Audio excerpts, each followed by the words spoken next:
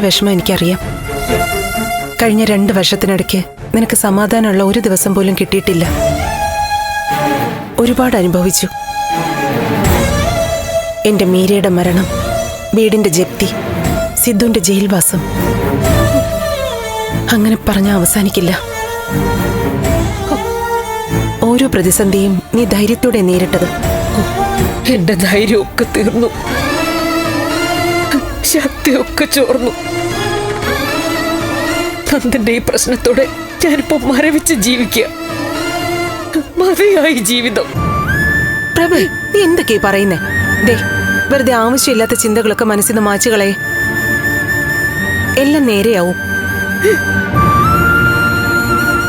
എനിക്ക് എന്റെ മോനെ കാണണം ചന്ദ്രമതി. അവനെന്തോ സംഭവിച്ചിട്ടുണ്ട്.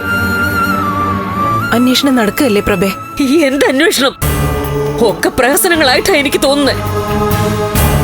ഇവിടെ ആർക്കും അതിന്റെ ഒരു ഗൗരവം ഇല്ലാത്തതുപോലെ. അതൊക്കെ നിന്റെ തോന്നല.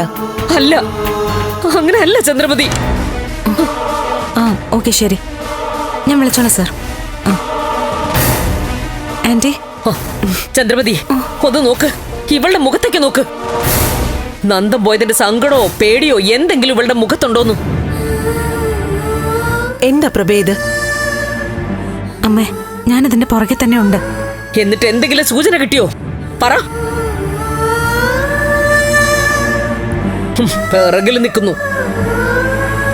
സിദ്ധുവും പോലീസിന്റെ അന്വേഷണം എന്തൊക്കെയാ പറയുന്നത്. പക്ഷെ ഒന്നും നടക്കുന്നില്ല.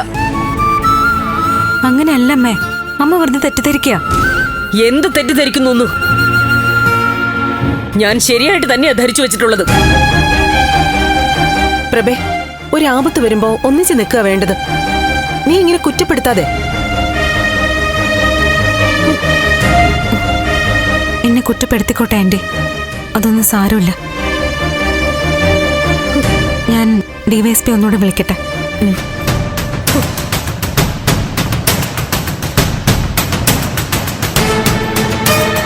പ്രഭേ,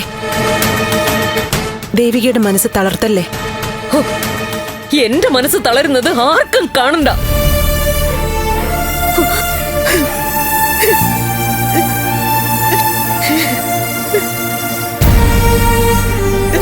പ്രഭേ,